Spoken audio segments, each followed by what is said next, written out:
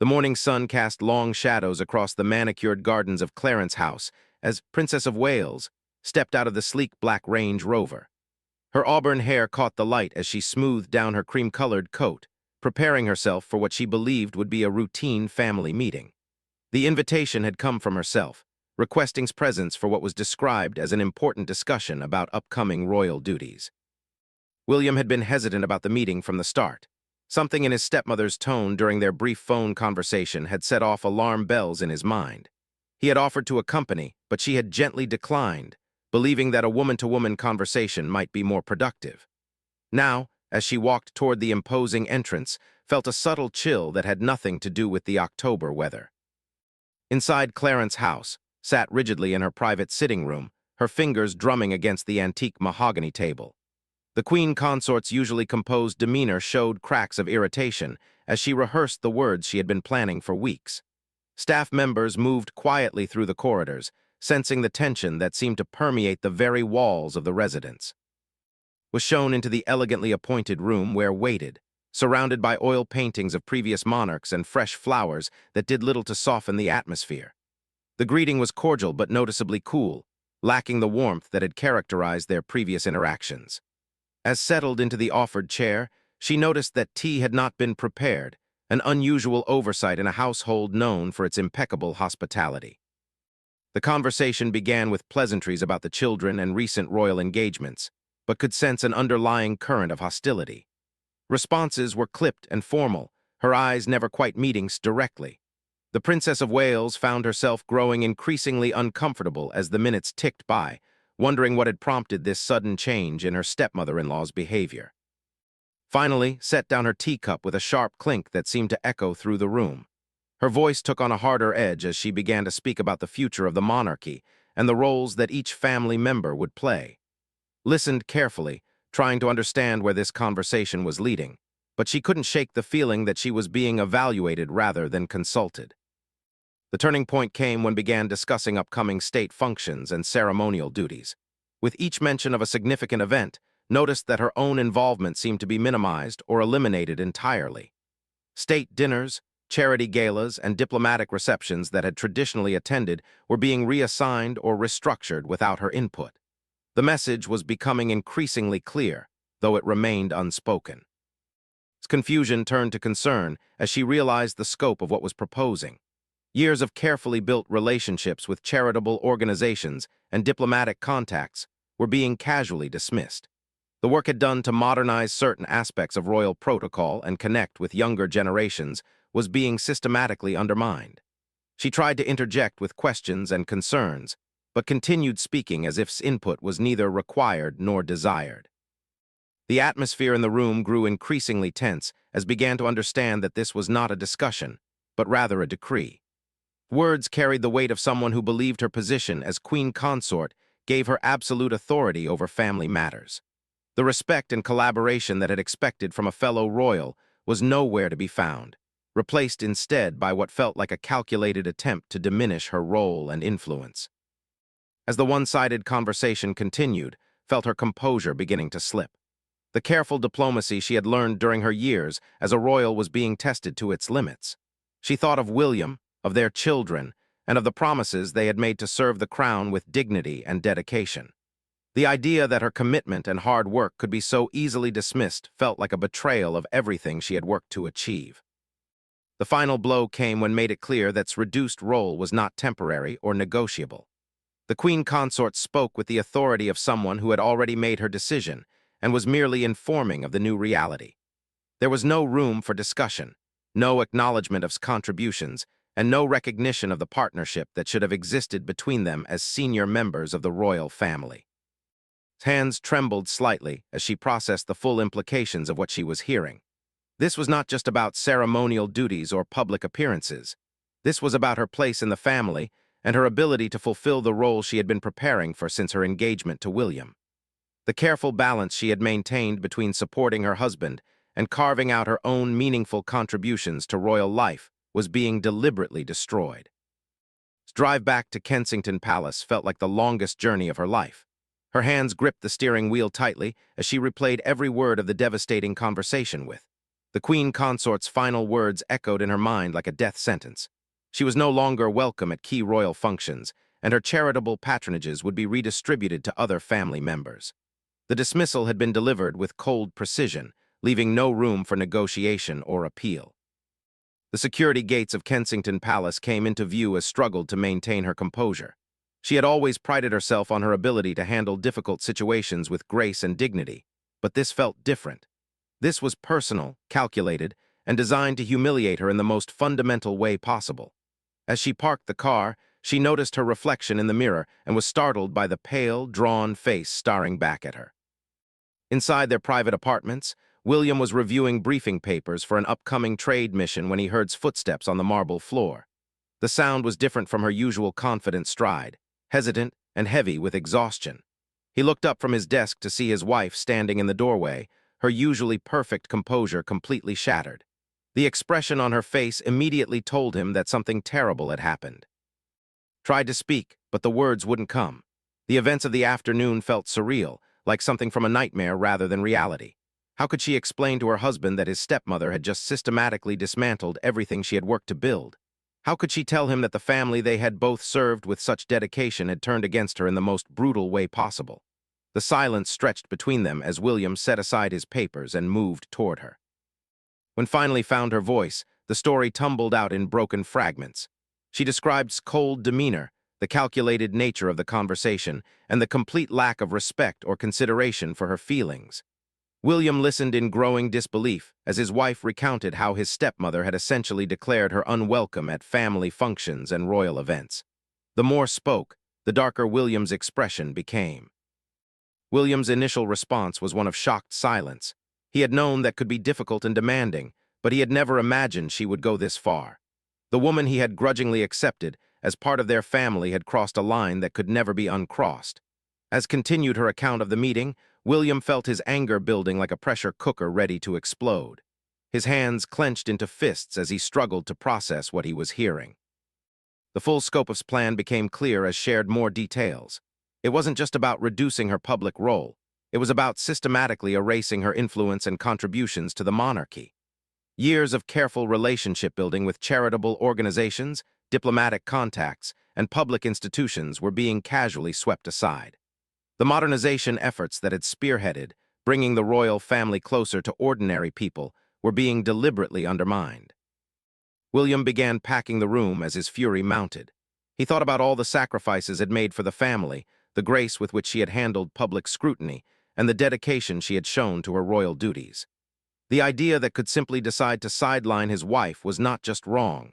It was an attack on their marriage and their future role in the monarchy. His stepmother had fundamentally misunderstood both his character and his priorities. As finished recounting the meeting, William's face had transformed from concern to barely controlled rage. The man who was known for his measured responses and diplomatic approach to family conflicts was struggling to contain his emotions. His wife had been humiliated and dismissed by someone who had no right to make such decisions. The careful balance he had maintained between loyalty to his father and protection of his own family had been shattered in a single afternoon. The couple sat in their private sitting room as the full implications of the situation began to sink in. This wasn't just about ceremonial duties or public appearances. It was about their fundamental place in the royal hierarchy and their ability to prepare for their future roles as king and queen. Had not just attacked, she had attacked the future of the monarchy itself by attempting to sideline the next queen consort. William's mind raced through potential responses and consequences. He could go directly to his father, but Charles had shown time and again that he would support in almost any circumstance. He could make the conflict public, but that would damage the monarchy at a time when it needed stability and continuity. Every option seemed to lead to further complications and potential disasters for the institution they had both sworn to serve. Watched her husband struggle with the impossible situation they now faced. She had never seen him so angry, and she knew that his fury was not just about what had happened to her, but about what it represented for their future together. They had always been a team, facing challenges and opportunities as equal partners. Actions threatened to destroy that partnership and force them into a subordinate role that neither could accept. The evening light was fading as William finally spoke, his voice tight with controlled emotion. He told that what had happened was unacceptable, and that he would not allow his stepmother to treat his wife with such disrespect. The calm, diplomatic prince that the public knew had been replaced by a husband and future king who would not tolerate attacks on his family. The decision about how to respond would shape not just their immediate future, but the future of the monarchy itself. As they held each other in the gathering darkness, both William and knew that their lives had fundamentally changed. The careful relationships and diplomatic balances that had defined their royal existence were no longer sustainable. Something had to give, and William was already formulating a response that would make it clear to everyone, including that his wife was not someone who could be dismissed or marginalized without consequences. The next morning brought no relief to the tension that had settled over Kensington Palace like a dark cloud. William had barely slept, his mind churning through possible responses to this unprecedented attack on his wife. He had made several phone calls during the early hours, reaching out to trusted advisors and palace officials who might provide insight into how such a situation should be handled. The responses had been uniformly shocked and concerned. Found herself in the unusual position of having to comfort her children while dealing with her own emotional turmoil. George, Charlotte, and Louis sensed that something was wrong, though they couldn't understand the adult complexities that had suddenly engulfed their normally stable world. As she helped them prepare for school, struggled to maintain the cheerful facade that had always come naturally to her. Her role as a mother provided some refuge from the chaos, but even that felt threatened by the uncertainty of their future. William's private secretary had worked through the night to clear his schedule for the day, understanding that the prince needed time to address what was being described in hushed tones as a family crisis. The carefully orchestrated routine of royal life had been disrupted by something that threatened the very foundation of the Wales family's position within the monarchy.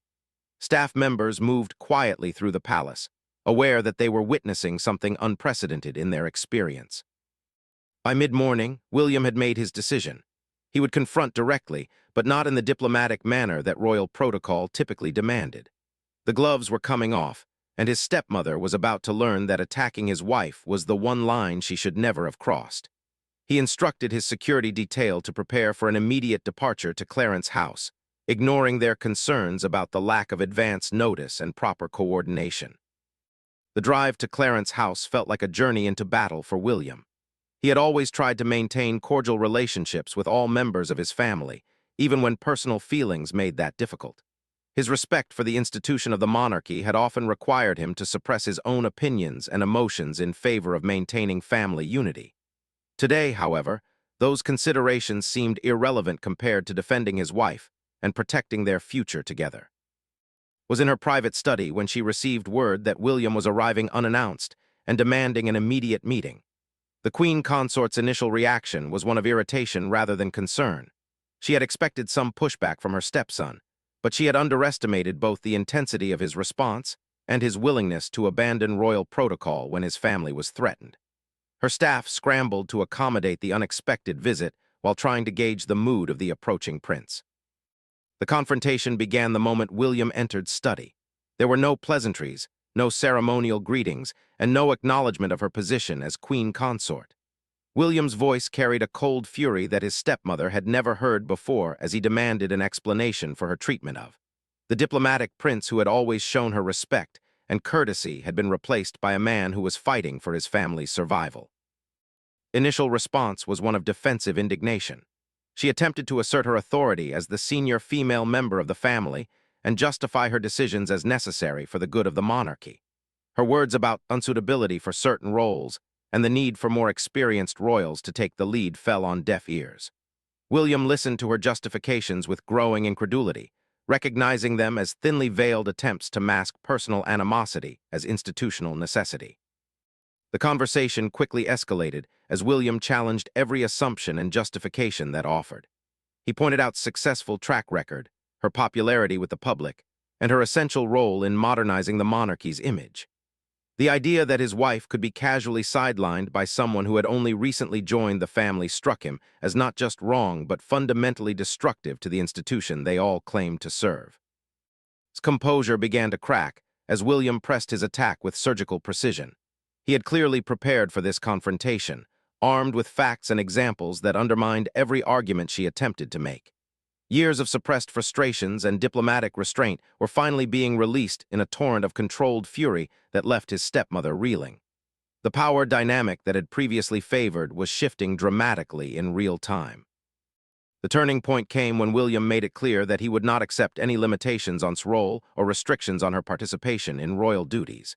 His voice, which had been rising steadily throughout the confrontation, suddenly became dangerously quiet as he explained exactly what would happen if continued her campaign against his wife. The threats were not explicit, but the implications were crystal clear to anyone familiar with the complex dynamics of royal succession and public opinion. William's words about loyalty and respect cut through his defenses like a blade. He reminded her that would one day be queen, and that any attempts to undermine her now would be remembered and reciprocated when the time came. The future king was making it clear that his stepmother's actions were not just attacks on his wife, but attacks on the future monarchy itself. The consequences of continuing down this path would be severe and long-lasting. As the confrontation reached its peak, William's voice began to shake with barely controlled rage. Years of diplomatic training and royal protocol were abandoned as he told exactly what he thought of her behavior and her motivations. The careful respect he had always shown her as his father's wife evaporated in the face of her unwarranted attack on. This was no longer about family harmony or institutional stability. This was about fundamental principles of loyalty and respect. The study fell silent as William delivered his final ultimatum. Would immediately restore all of his roles and responsibilities, publicly acknowledge her mistake, and ensure that such an incident never occurred again. The alternative was a public confrontation that would expose the family's divisions and potentially destroy the careful image of unity that the monarchy depended upon for its survival. The choice was hers, but the consequences of choosing wrongly were made abundantly clear. Sat in stunned silence as William concluded his devastating assessment of her behavior and its implications. The queen consort, who had entered the conversation confident in her authority and position, now found herself facing a man who was willing to risk everything to protect his wife and family. The balance of power within the royal family had shifted dramatically in the space of a single conversation, and nothing would ever be quite the same again. The aftermath of William's confrontation sent shockwaves through the highest levels of the royal household. Within hours of his departure from Clarence House, emergency meetings were being convened as palace officials tried to understand and contain the crisis that had erupted within the family. The queen consort's private secretary made frantic phone calls to palace, seeking guidance on how to handle a situation that had spiraled completely out of control.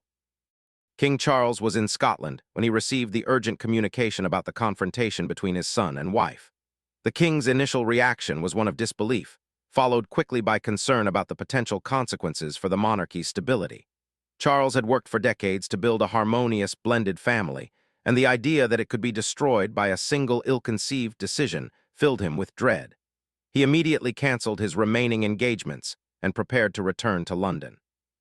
At Kensington Palace, waited anxiously for William's return from what she knew would be a make-or-break confrontation with. The children had been sent to spend the day with their nanny at a nearby park, sparing them from the tension that filled their home. Found herself unable to concentrate on anything, alternating between hope that William could resolve the situation and fear that his intervention might make everything worse. William's return to Kensington Palace was met with intense scrutiny from who could read his emotions better than anyone. The fury that had driven him to Clarence House had been replaced by a grim satisfaction that suggested the confrontation had gone according to his plans. As he recounted the meeting to his wife, it became clear that he had abandoned all pretense of diplomatic restraint and delivered an ultimatum that would force to choose between backing down or facing the consequences of her actions. The couple spent the evening discussing the potential ramifications of William's confrontation with. They both understood that the royal family's carefully maintained facade of unity had been shattered, possibly irreparably. The private conflicts and resentments that had simmered beneath the surface for years were now out in the open, forcing everyone to choose sides in a battle that could reshape the monarchy's future dynamics. News of the confrontation began to leak within royal circles, despite desperate attempts by palace officials to maintain secrecy. Trusted courtiers and longtime staff members found themselves caught between conflicting loyalties as they tried to navigate a situation that had no precedent in recent royal history. The whispered conversations in palace corridors spoke of a family in crisis, and a monarchy facing an internal threat to its stability. His response to William's ultimatum came sooner than expected. Within 24 hours of their confrontation, she had contacted directly to request a private meeting. The Queen Consort's tone was markedly different from their previous encounter, lacking the cold authority that had characterized her initial declaration. It was clear that William's intervention had fundamentally altered the power dynamic between the two women. The second meeting between and took place in neutral territory at Palace, with both women understanding that this conversation would determine the future of their relationship and potentially the stability of the royal family itself. Arrived prepared for another confrontation, but she found a very different waiting for her. The Queen Consort's earlier confidence had been replaced by a careful diplomacy that suggested she had fully understood the implications of William's warning. His apology was thorough and unconditional, acknowledging that her previous actions had been inappropriate and damaging to family relationships. She formally restored Olaf's roles and responsibilities, ensuring that there would be no question about the Princess of Wales's status within the royal hierarchy. The Queen Consort also made it clear that she understood the consequences of any future attempts to undermine his position. The conversation between the two women extended far beyond the immediate crisis, touching on deeper issues of family dynamics, royal protocol, and the challenges of maintaining unity within an institution that was constantly under public scrutiny. Both recognized that their relationship would never be the same as it had been before, but they also understood that they needed to find a way to work together for the good of the monarchy. King Charles's return to London brought another layer of complexity to the situation. The king found himself in the impossible position of mediating between his wife and his son, knowing that any appearance of favoritism could have devastating consequences for family relationships and royal succession. His private meetings with both William and were described by insiders as tense but productive, focusing on the need to prevent any public exposure of the family's internal conflicts. The resolution of the immediate crisis came through a carefully orchestrated series of public appearances that demonstrated the family's unity and its restored status within the royal hierarchy. Palace officials worked overtime to ensure that the Princess of Wales was prominently featured in upcoming events, sending a clear message that any rumors of her marginalization were unfounded. The careful choreography of these appearances required the cooperation of all parties, including a subdued but compliant. In the weeks that followed, the royal family settled into a new normal that acknowledged the changed power dynamics within their ranks. William's willingness to confront directly had established him as a force to be reckoned with, someone who would not hesitate to protect his family's interests even at the cost of institutional harmony. His position was not just restored, but actually strengthened, as her husband's intervention had demonstrated the lengths to which he would go to defend her. The long-term implications of the confrontation continued to reverberate through royal circles for months afterward. His attempt to sideline had not only failed spectacularly, but had also revealed the true balance of power within the family. William's protection of his wife had sent a clear message about his priorities and his willingness to challenge anyone who threatened his family, regardless of their position within the royal hierarchy. The crisis had ultimately strengthened the Wales family's position within the monarchy while demonstrating the consequences of underestimating William's devotion to his wife and children. His grace under pressure and William's fierce loyalty to his family had proven that they were not just the future of the monarchy, but also its present strength. The attempted coup had failed, but its aftermath would influence royal family dynamics for years to come, ensuring that such an attack would never be attempted again.